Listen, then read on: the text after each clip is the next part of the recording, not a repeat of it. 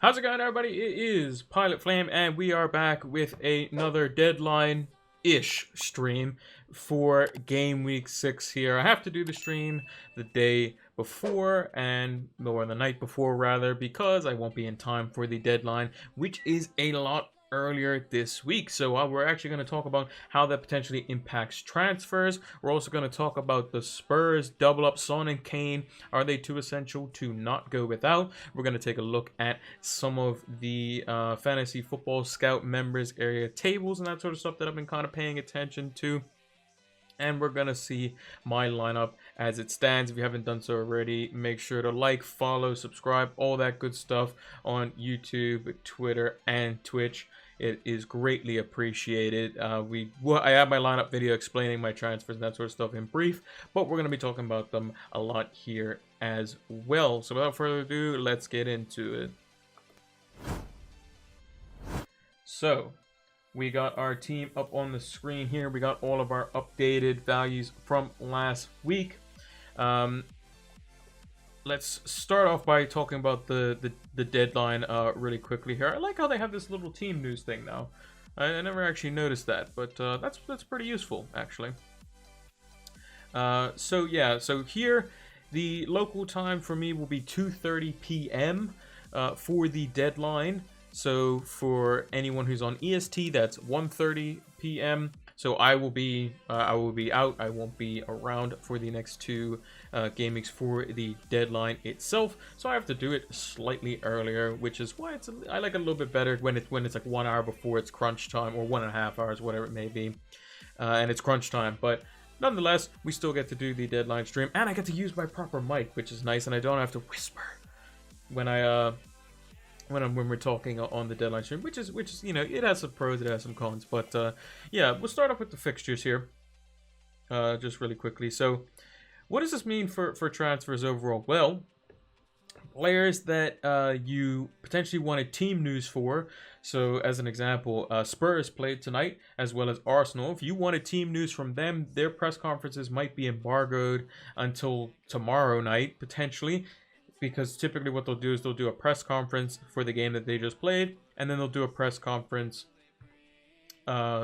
separate for their Premier League fixture or their league fixture. So in Spurs' case, Mourinho will sit down, he'll do a press conference for their 3-0 victory that they had tonight, and then he'll go on to talk about Burnley in the second half with the reporters. And what they'll do is they'll embargo that till like the next evening or something like that.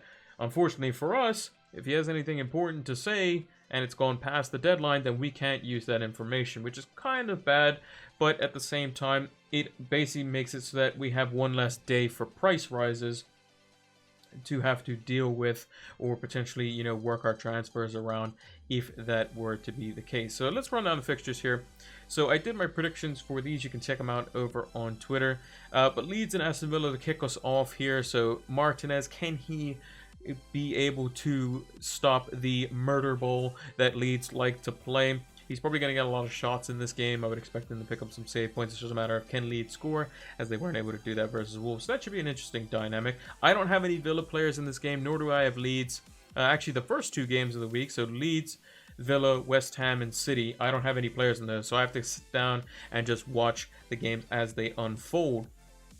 West Ham and City could be quite interesting. I was thinking about Aguero this week, decided to go with Kane. So that could be, some kind of a watch for Aguero. I'm looking at him more for game week 10 onwards, where I can literally just shift in one transfer from Kane to Aguero. So we'll have to see on that front. Moving into the West Ham and City. There is Fulham there that's versus Crystal Palace as well in the second game.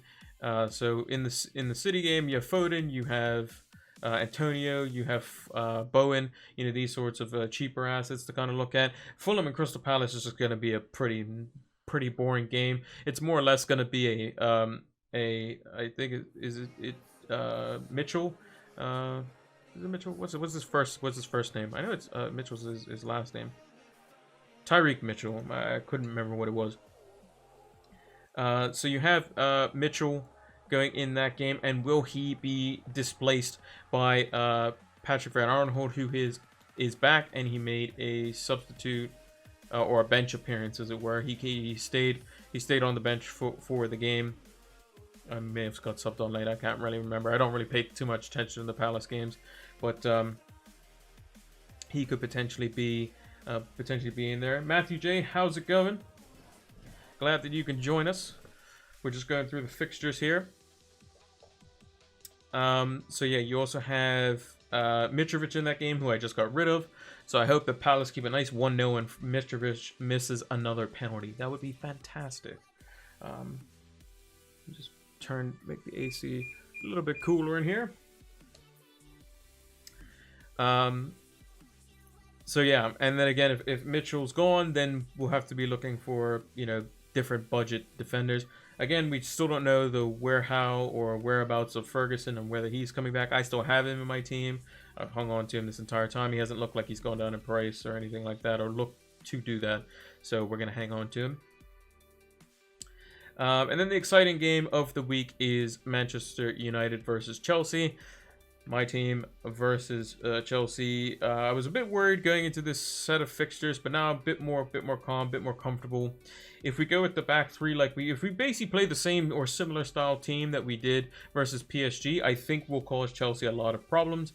It just depends on, Twanzebe. He's played midweek. He's had to play a really intense game, and if he plays again, there's a risk of injury there potentially as well. So we'll have to see on that front, because he was out for 10 months or something like that. Now he came in, he pocketed Mbappe and put him on his ass a few times, to be frank. But yeah, it's gonna be interesting to see how things shape up there. Chelsea's probably gonna have their fully strength side for the first time, starting all together probably, in Ziyech, in Pulisic, in Werner, and in Havertz in their front four. So that's gonna be tough to beat. Liverpool versus Sheffield United. That's going to be the captaincy that most people are looking at, whether it be Mane or Salah, most likely. Yes, Kane is going to have a good fixture, and he is the last game of the week, which are actually an hour. Are they an hour later? No, the Sunday games are actually an hour later than what they normally be, because I think daylight saving time, whatever the time zone thing is, that kicks in from Saturday going into Sunday for the UK, but doesn't kick in for the people on East Coast or in my time zone, Atlantic Standard Time, until the following Sunday. So that'll be this game week here, Game Week 7. So you notice all the times for Friday and Saturday, as well as this coming Sunday and Monday, will be 1 hour ahead than normal if you're in those time zones, and then they revert back to type on the Sunday and the Monday. So that should be it's gonna have to get used to it, but you get a little extra 1 hour extra rest on the Sunday, because I believe it would be 1 hour extra rest, and then when it actually changes, you get so you put the clock forward one, so you get an hour extra. Yeah, so you save an hour this time. So yeah, Liverpool versus Sheffield United. I'm going to have my captaincy on Salah. No problem. I'm not even thinking about it. Yes, I brought in Kane and Son, but again, Salah at home versus Sheffield United, who could potentially be in a relegation battle this year. They don't have, I believe, is it O'Connell? I think it is. Who's down the back for them, who's usually one of their more solid defenders, is out for the whole season and has been since pretty much the start. So should I get rid of Trent and Jimenez for Kane and someone in the 5 million price that I may wildcard next week? I mean, you can go for it if you want. If you're wildcarding next week, then you might as well just... It depends. So if you are those transfers free is the question, Matthew. If those two transfers are free, then yeah, why not? Because when you wildcard, you lose all your free transfers anyway. So it's better to do it when you only have one, because you can wildcard whether you have one or two. But it's better to do it when you only have one, because you don't lose the extra transfer, basically. Because when you play a chip like the wildcard, it eats up your transfers. So yeah, if they're two free transfers, I would say go for it. But just remember that Jimenez has Newcastle, who are rubbish, and Trent has Sheffield United, who are rubbish as well. Yes, Kane has Burnley, who he does pretty well against. And if you got someone in the 5 million bracket, I would say potentially bring in maybe a Wolves defender. You could bring in Kilman for a week or something like that, because he'll probably start again because he played really well for Wolves. You could also potentially bring in, just trying to think of potentially a defender, maybe someone in Brighton's team, maybe, because Lamptey's 4-7, so he's in that bracket. Bellerin versus Leicester might not be a bad shout either. Transfers will be on wildcard after this week. No, so are you saying, so if you go to transfer out Trent and Jimenez right now, you're doing it for this week? Are those 2 transfers free? If those transfers are free, then if you use your wild card next week, then you'll be burning 2 transfers, is what I'm saying. So you don't want to go into the week that you plan on using your wild card with 2 free transfers, because you'll burn both of them. You want to go into a week that you're planning on potentially using your wild card with only 1 free transfer, because the wild card eats all your transfers when you use it. So yeah.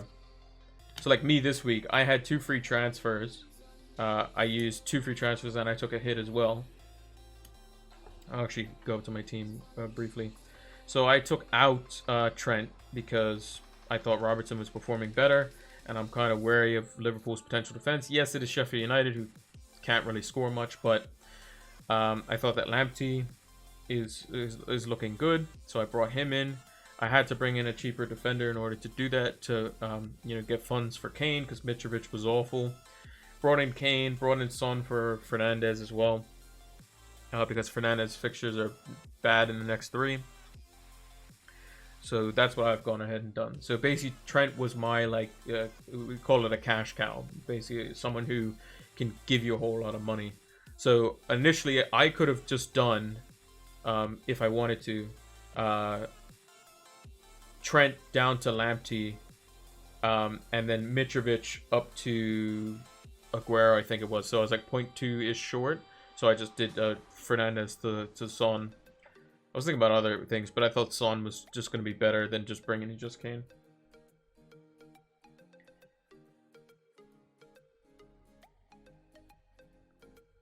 I'll hit my wild card, then do the transfer straight after. The money will be for strengthening in my other positions. Yeah, okay, so if you're doing the wild card next week, then yeah, sure. Or if are you wild carding for this game week as in the game week tomorrow? Because I know you have to do a transfer to basically activate the wild card. Or activate a hit or something like that, but if you're on a wild card, I would say yeah, definitely look for Kane. Someone in the 5 million price bracket. I mean, Seiss could still be good. I'm not sure if he's going to get displaced by Marcao. Oh, game week 7. Okay, well then yeah, then sure. I mean, you could bring in. I don't know if is Kane supposed to be going up in price. Let's actually check, because I know he's already gone up like once or twice. Barkley, Calvert-Lewin, Konsa, and Salah look to be going up. Reguilon's close. Proper, De Bruyne. See, look, Mitrovic looks like he could be going down. De Bruyne could be going down. Trent could be going down. But Trent's been almost going down for like the whole week, so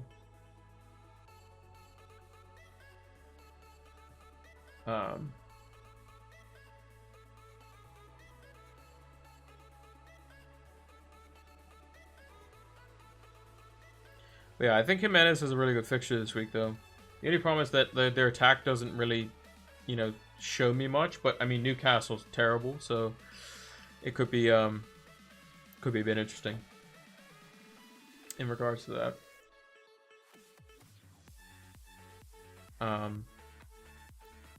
So yeah.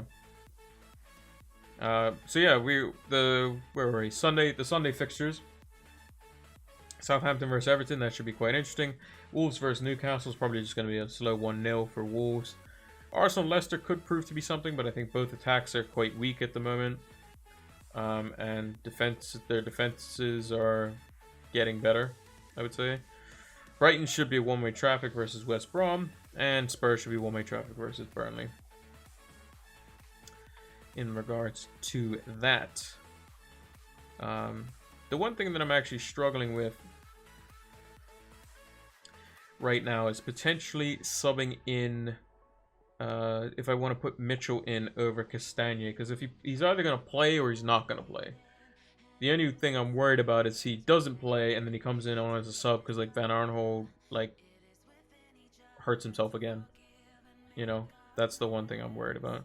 I see that James Rodriguez is flagged, so Mitchell might come in as well because I think Ancelotti said he's a doubt, like a major doubt, so that could be a bit of an issue. I'm not going to transfer anyone in because it's just for 1 week, then it's fine. We have so much value tied up into James as well. So, like, we bought James when he was 7.5, so, yeah, there's no way we're getting rid of him. Calvert-Lewin's gone up 0.7.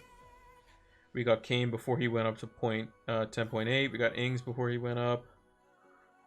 We got Son on 1 as well. Salah could go up another little bit. We have a little bit on Castagne. Robertson's going up a little bit as well. So we got a little bit of everything. Whenever I do go to wildcard, I will take out Mitchell for probably Kilman if he's still around. And in the starting lineup.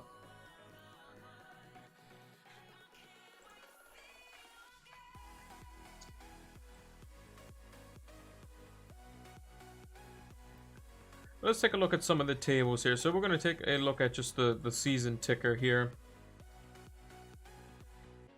Just going to maneuver this so it's more in the middle. So these are the next 3 fixtures. So this before the international break. So if we look at attack here and sort by difficulty, the next best 3 fixtures are obviously Spurs. I mean, it's pretty self-explanatory. And then the next 2 teams that are even close to them is Fulham and West Brom. And both of those teams are not very good attacking-wise anyway. So not really looking for assets there. But Brighton and Crystal Palace, Southampton, all on paper very good fixtures. So we have Ings, we have Lamptey, and we have Kane and Son. So again, we're doing quite well there. You know, down the bottom, it says Liverpool has the 2nd worst fixtures for this spree of games. I guess it's because they have Man City in game week 8. But again, that's not necessarily the worst fixture for attack for Liverpool, I would think. West Ham, they conceded 3 to Spurs inside of 15 minutes. And I think if Liverpool get that lead, it's just over. They won't concede 7 again like they did versus Aston Villa. Or at least they shouldn't. Man City's down there, which is a bit weird because West Ham and Sheffield United are pretty good fixtures for them. Again, Liverpool still is vulnerable at the back, so it could be a shootout there between the 2 of them. United being down there, I can definitely see Chelsea, Arsenal, Everton. Those are bad fixtures overall. And the defense is probably down there as well. So if you actually take a look at defense, defensively, it's best for Spurs. Fulham Wolves is up there for defense. Brighton and Crystal Palace are there as well. Chelsea. Yeah, down the bottom, Man United. West Ham's isn't great. West Ham's fixtures start getting real good from game week 8 onwards. Sheffield United, I mean, Liverpool away, City at home, Chelsea away. I mean, I don't think it gets worse than that, to be perfectly honest, in the next 3. And it's a shame because they lost one of their major defenders for the pretty much the whole season, and it could be a bit of a struggle for them.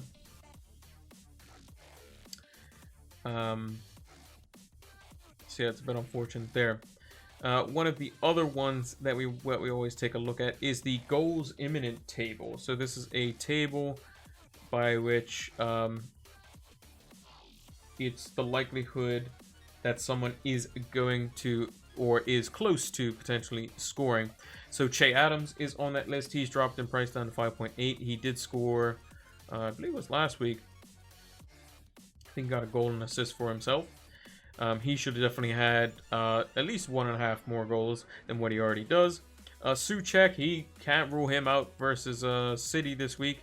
He's almost certainly going to score probably at least one set piece versus City. Trossard's on there with 12 goal attempts, 4 shots inside the box. De Bruyne is going to be on there, but again, he's injured, so unless, I mean, there was pictures of him in training, so whether he plays or not or comes off the bench, again, he still is on there.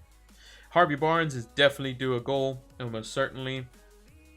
And then Riyad Mahrez is another one that could do very good in the game versus West Ham. So, yeah. Let's talk about the reasoning for my transfer. So basically, I'm going to go back and I'm going to put the players I had in my team originally. So we had Alexander-Arnold. We had Fernandez. And we had Mitrovic. So this is how my team looked initially. I had 1.7 million in the bank. And basically my thinking was at the time, you know, I see Son, I see Kane, they're going up in price, you know, all these sorts of things. And I'm just thinking that Mitrovic is just bad. He just didn't look great at all. You know, Fernandez has done well for me since I've had him. I brought him in game week 2. And he's gotten 3 returns in 3, which is exactly what I want from him pretty much in those fixtures, because I thought he could definitely score versus Brighton. I thought he could score versus Spurs. I thought he could score versus Newcastle, which is why I kept him for those 3. Do I think he can score versus Chelsea? Maybe. Arsenal? Maybe. Everton? Maybe. But again, probably not best to have him until we go to play, like, so maybe looking at United fixtures in game week 9. So like West Brom at home, Southampton away, West Ham away. Could be good fixtures there. Even City at home is not terrible. Sheffield United will be good. Leeds away is a bit tougher. But those 3 are probably potentially a little bit better. And we'll see how United kick on. Yes, I do have a little bit of bias towards them because that's the team I support. But at the end of the day, we have to go off of stats, not off of the love of your team. So basically what I was thinking was I was going to get rid of Trent and Mitrovic. And basically the way I had it worked out was I had exactly enough money to go from to do just 2 transfers, Aguero and Lamptey in there. But my thing was that 3 fixtures, Spurs are going to go and absolutely obliterate those teams probably. And if they do that and I don't have them, it's going to be the exact same thing as last week. I'm going to be all happy. Oh, my team got all these points. And then when Burnley get murdered 5-0, I'm going to be in the horrors, basically, when it comes to game week rank, which is definitely not what we're looking for. We're not looking for that. Because before Spurs played last week, I was like estimated to be around 500k if the week had just ended. Spurs, every time Spurs scored, my rank went up by like 300k per goal. And it was just bad. It was just really, really bad. And I ended up at 1.8 million. So it's not actually far off an estimate, but so it wasn't great. My other thinking is that I saw Aguero play in the Champions League. And that was after I'd made my transfers, and I wish I could have watched the game, but again, it was more of just Aguero's going to get hooked off at 60 minutes. He's going to be preserved. There's no Gabriel Jesus there. De Bruyne isn't fully fit, and if he is fit, he's probably only like going to play a set amount of minutes. Could re-aggravate his injury. Aguero's been out for a long time. Are they really going to be, up to the task? He's not really like they're rushing players back. I mean, they have West Ham, they should beat Sheffield United. They should beat. Like, they want players to be ready to go when they go to play Liverpool and Spurs. That's when they want their players back. And same for Man United. They want their players back then. So my thing was just do the safe thing for now. Bring in Son, bring in Kane, potentially look to captain. Potentially look to captain Kane in game week 7 versus Brighton, maybe. Potentially Kane in game week 8. We'll have to see on that front. The only thing is that, again, I have Kane versus Brighton, and if Brighton concede like 4 or 5, because they typically play a high line and they play quite attacking, that could be a bit of an issue. So I might have to keep Castagne for a little bit longer. Arsenal away, Leeds away isn't great.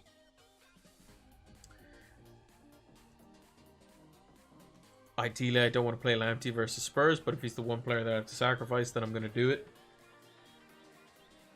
At the end of the world, it's not the end of the world, rather. But it just doesn't feel good that Kane could potentially just smash Brighton and Lamptey to just points to just bits. So, any team that Spurs can get in behind, like West Brom, like Brighton, is a very scary prospect. Like I'm even depending on how Spurs go into the City game after West Brom and how City play, I might even say that Spurs versus City could be a good matchup in favor of Spurs, because we know exactly we've seen this happen before. Jose Mourinho sticks 11 men behind the ball. Pep wants to play and pass it around and do all these sorts of things, and Jose Mourinho is going to tell Kane to pick up the ball, bang it into Bale or Son, and tell him run. And Pep just has to hope his players, cut people off at the source before they can get the ball. And with Fernandinho potentially being out, Rodri isn't a very good defensive midfielder. He's a very good possession-based midfielder, but he's not a defensive midfielder. Doesn't know when to press properly, isn't very good in the challenge, isn't exceptionally quick. And if there's anything that you need versus Son and Bale, is you need 2 players with pace. Now you can have Walker, that's fine. He can cover Son, but who's covering Bale on the other side? And City definitely play with a high line, and I don't think they're going to get away with that versus Spurs if they come into that on fire. So we'll have to see kind of how that plays out.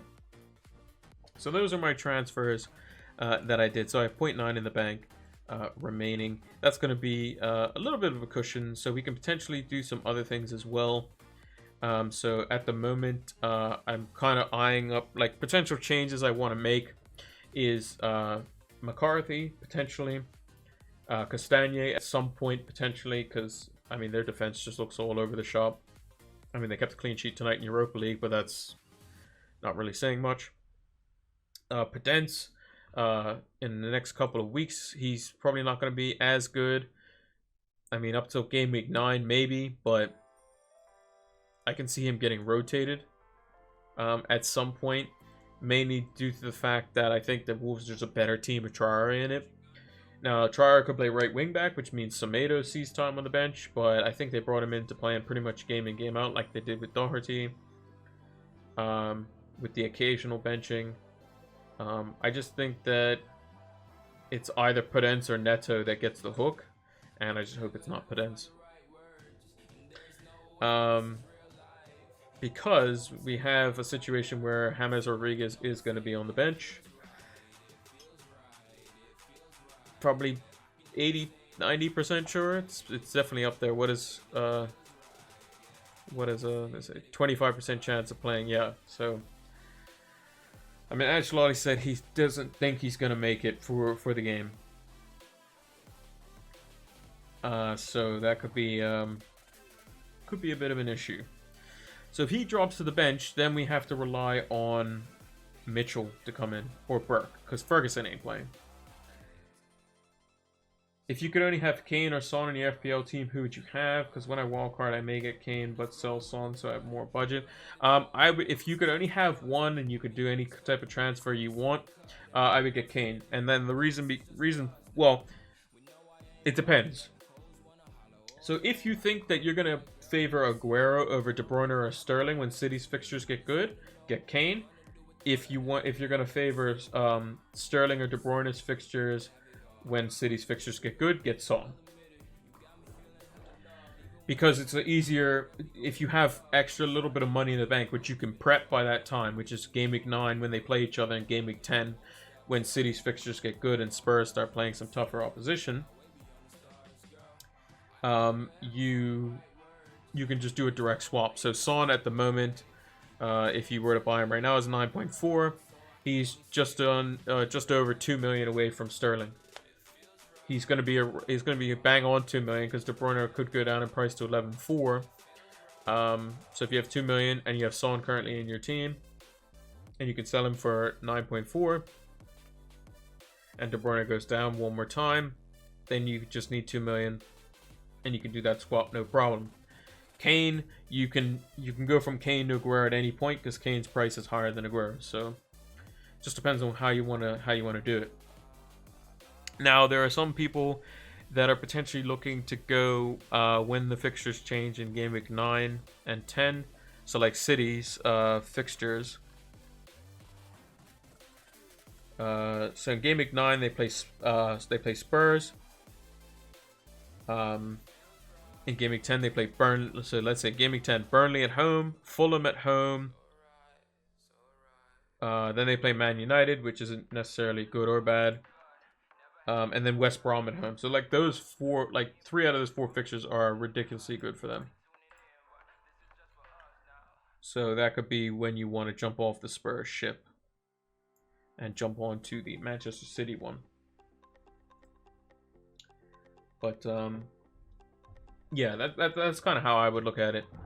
Depending on which player you ultimately want to bring in.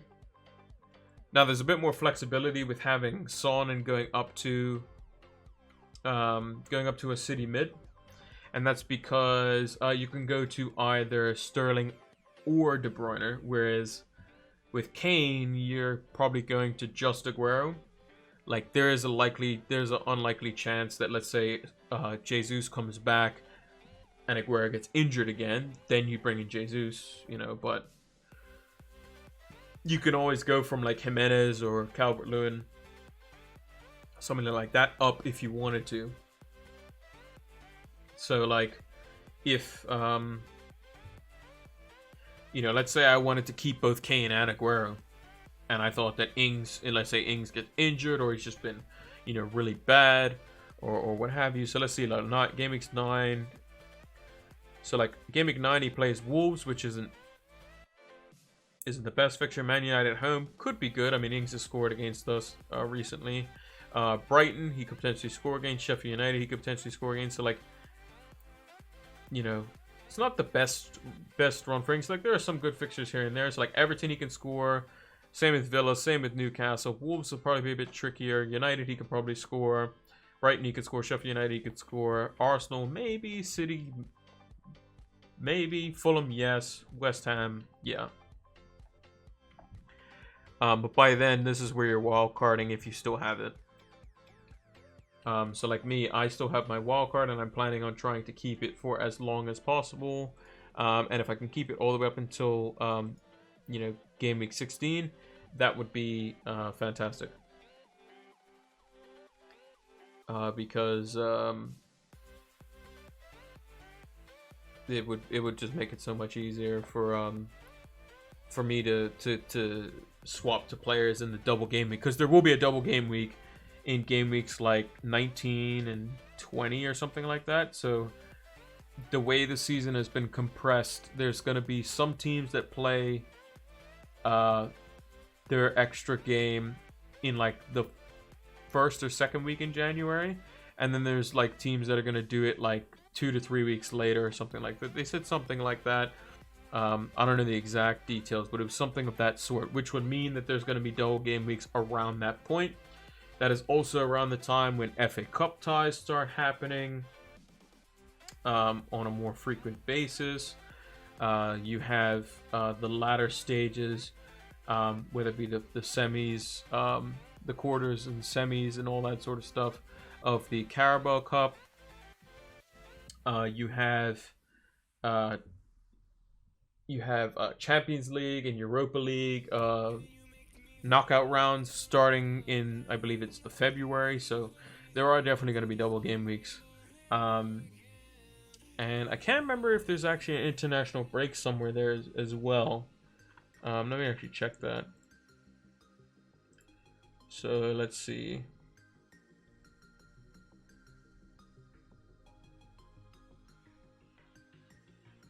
Oh no, right, there is no international break. So that's what they did. They changed it so that there's no international break. So yeah, basically after this international break, after game week 8, it's football every week.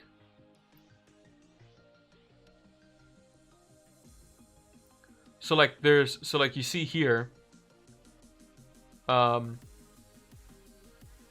a midweek game for Southampton. Is there a midweek game for Everton as well? Midweek game for Everton. What about Spurs? Yeah, see, there's no midweek game. No, there is. I don't know.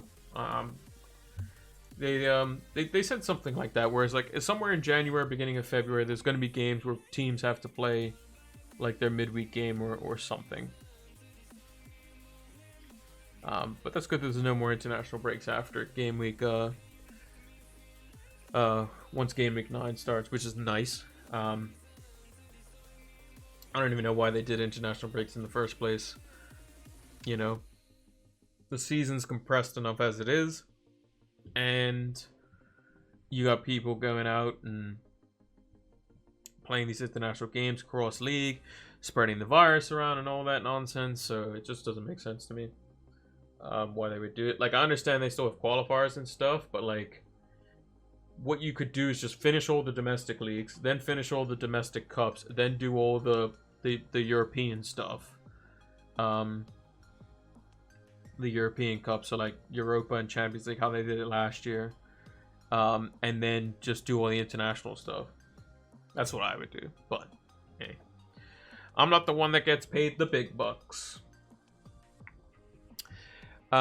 Speaking of the ones that get paid the big bucks, we're gonna go look at the strikers here. So these are the forwards. So this is a big chances total table.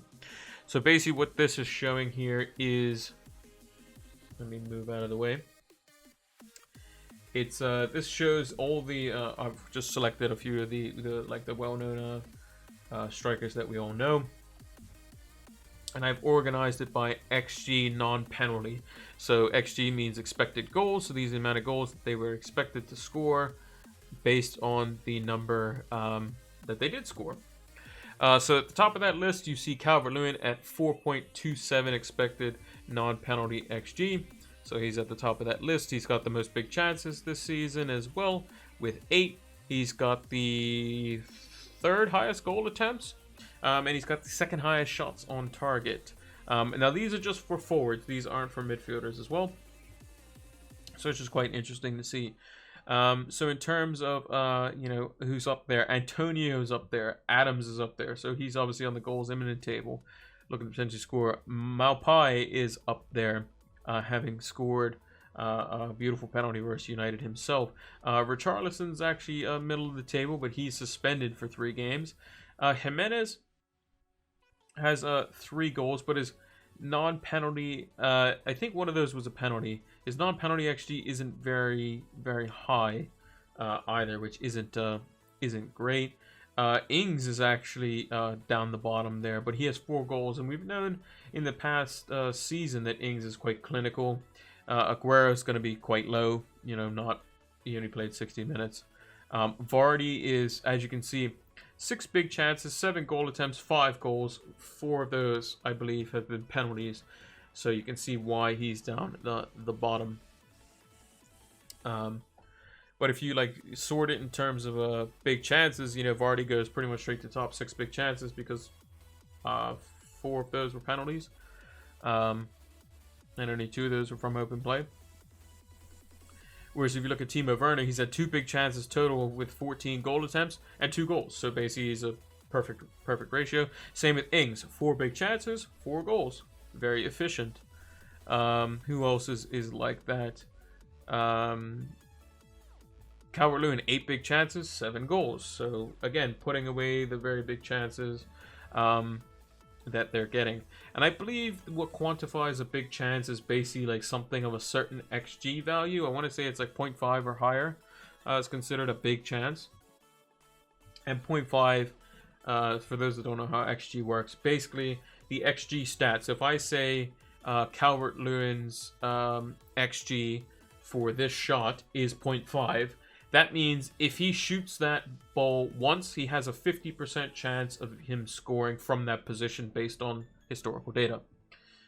So if he shoots twice, statistically, from that position, he should score at least once. That's just kind of on average, at least. So that's just something to kind of think about there. Watkins is up there, middle of the table as well. 5 big chances, 3 goals. 5 shots have been on target. So his big chances have been, for the most part, on target as well. In terms of XGI and attacking output, I'm just going to actually put in a few players in here as well. So let's go Salah. Let's go Kane. Let's just put in all like the potential like big hitters. So Salah, Kane, Werner, Sadio Mane, Bruno Fernandes. We'll put Rashford in there. Son. Gonna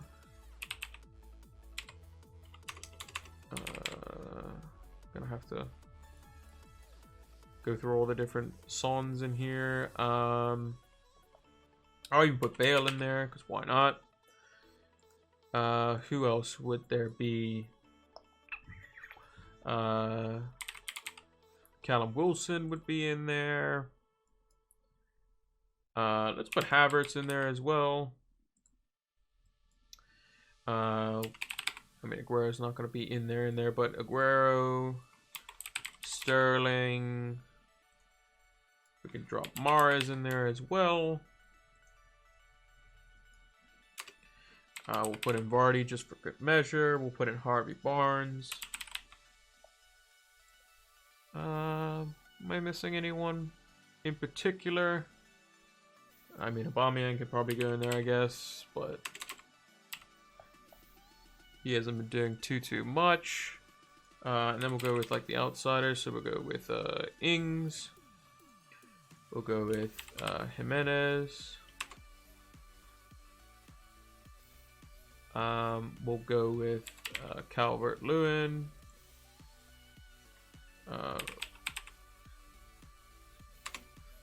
James Rodriguez. And Richarlison. I think I pretty much got everyone. So that's the table there.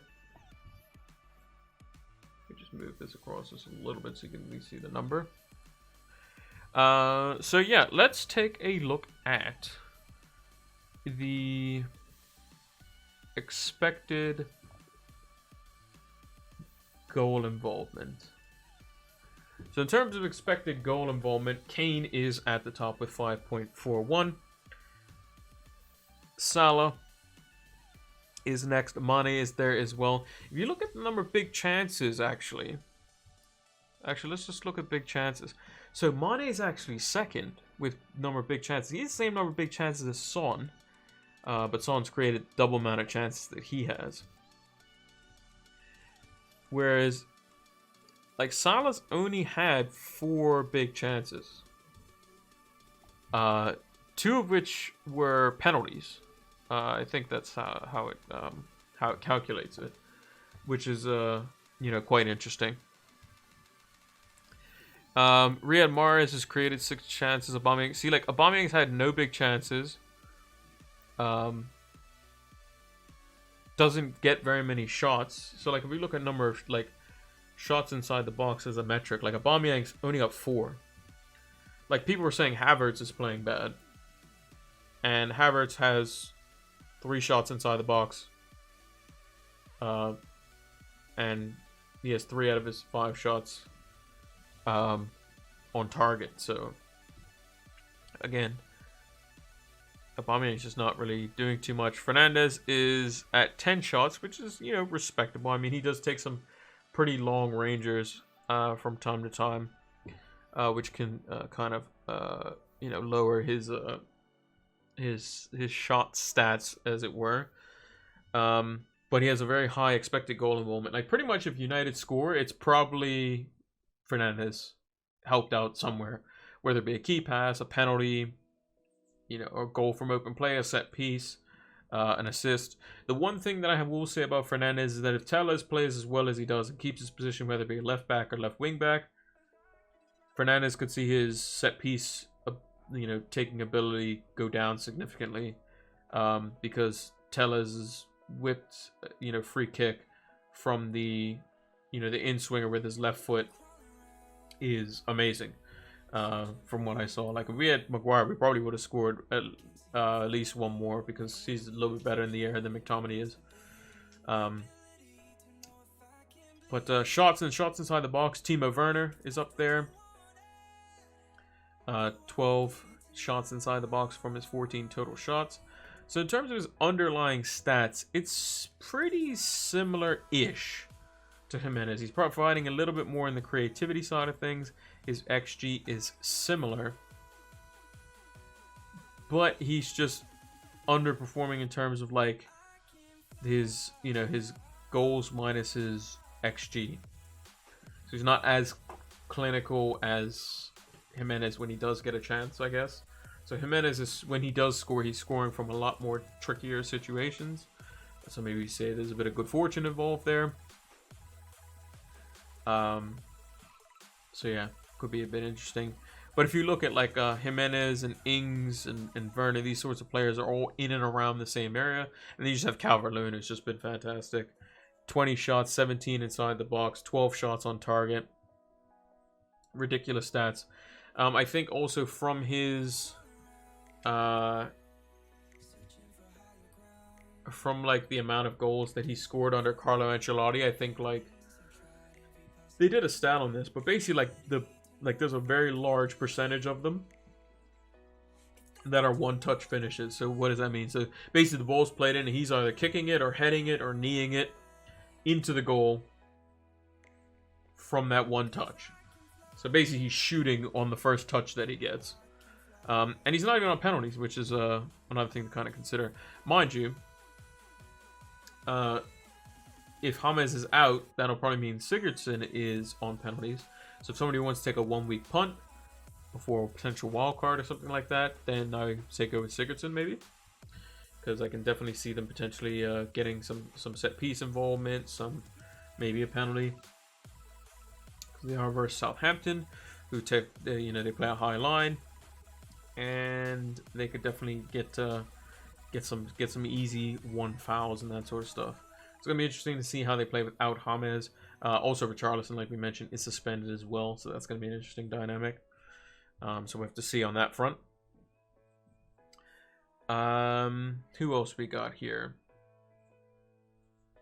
Yeah, Mane's stats are looking quite good as well. In terms of big chances created, though, he kind of falls a bit short in comparison to, like, Salah. Salah kind of does a little bit of everything. Kane is just, his stats are just crazy. I mean, 7 big chances created, which, funny enough, coincides with these 7 big chances that Heung-min Son has had. Son has created 3 big chances, and Kane's had 6 big chances. You know, Salah 25 shots, Kane 25 shots, Salah 19 inside the box, Kane 16 inside the box. Similar-ish expected goal involvement. Like, they're both just ridiculous, you know, players. Either of them are going to be pretty good captaincy choices. It's just going to be, like, if Salah scores 2 and Kane scores, you know, 3, and you captain Salah, you're not going to be mad, like, at that, or vice versa. You captain Kane and he scores 2, and you didn't captain Salah and he scores 3, and you know, you have both of them, you're probably going to be you're going to be fine with both, as long as whichever one of them that you captain goes big, then you'll be fine, because their effective ownership is going to be through the roof. And effective ownership just means basically the percentage of players that have that player in their team plus the captaincy percentage. So if 50% of players have Salah and they all captain him, that means a Salah's effective ownership is 100%. It's almost as if the entire player base has Mohamed Salah. Because basically, if you have just Salah in your team and you captain him, it's basically a Liverpool double up in a sense, but except it's on one player. So, but yeah. Aguero doesn't have much to go off of. Sterling is a bit interesting here, though. Only 7 chances created, only 1 big chance total, and only 1 big chance created. But he has scored. What is it? A couple? He scored 2 in his last 2, I think it is. So, you know, could be interesting to see where it takes him. He's also gone up in price once as well, which is quite interesting to see. Mahrez with similar shot stats as well, similar in chances created. Mahrez typically isn't going to get really, you know, big chances. He's going to be more of the type of guy that kind of feeds off of his own individual brilliance and creativity more than anything, whereas Sterling is going to basically get one-touch finishes into the back of the net, you know, for the most part. But yeah, so that's pretty interesting to see kind of all of those in terms of like what they're looking. Actually, let's look for one last thing. So minutes per XGI. So minutes per expected goal involvement. We'll ignore Bale just because he's an outlier and he already played as a substitute appearance. But basically, Mane is the best in that stat. So he's expected pretty much in every game to be involved in a goal based on his stats. Same with Kane, same with Vardy, same with Fernandes. Salah's just outside the 90-minute mark.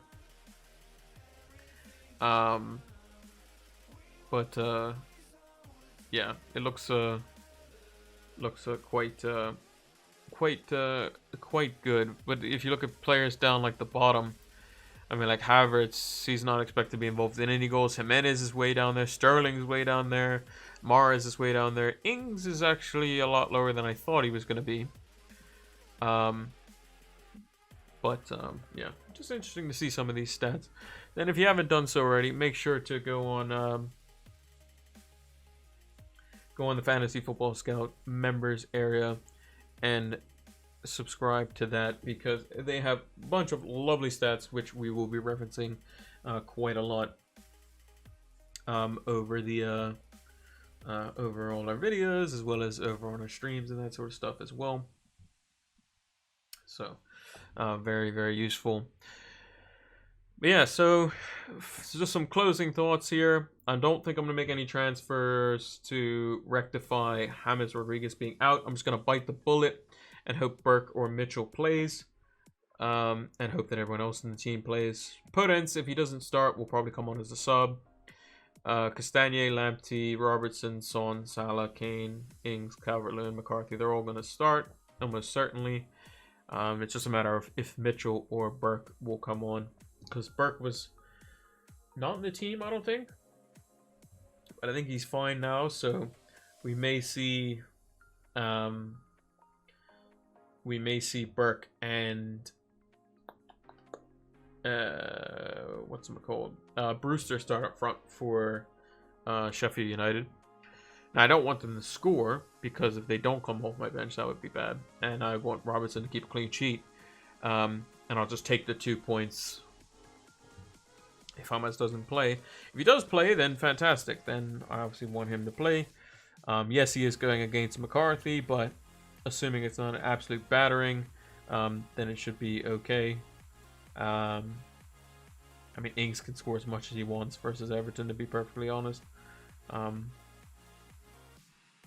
Be nice to see Southampton actually win. Ings getting a brace, and then everyone will be bringing Ings in.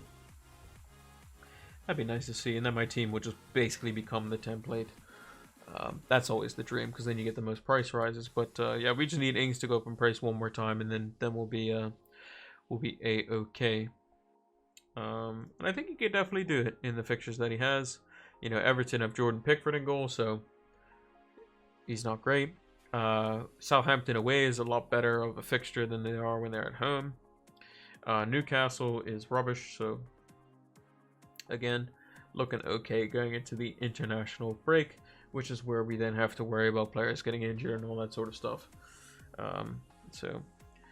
But yeah, I think that's gonna do it for our deadline-ish stream. It's gonna be like this next week as well. So yeah, it's gonna be like this next week as well. So if you weren't able to tune in, you'll be watching this over on YouTube. Thank you for watching that as well. I usually post them on as soon as I basically finish the stream. But yeah, make sure to give us a follow on all of those platforms: Twitch, Twitter, YouTube, all that stuff. I've been posting when I'm going to be going live on YouTube and on Twitter now, so because I'm allowed to do the postings, which is nice. And then at some point, again, I've always mentioned this, we will transition over to streaming over on YouTube exclusively for FPL, and then this Twitch will be for gaming stuff. But that's not for a long time. Good luck, Matthew. Hope you have a good game week as well. Remember, the deadline is 1:30 p.m. EDT for FPL this week, so make sure to have your teams all set up before then. The way you can check that is just scroll down to where the game week fixtures are, and you'll see the time in your local time zone for you for that. But yeah, make sure to like, subscribe, follow, share, all that good stuff, and we will see you on Sunday for the next edition for our gaming video, and we'll be doing the jam-packed week full of videos for Game Week 7, as well as the earlier deadline stream like we did this week. Until the next one, take care.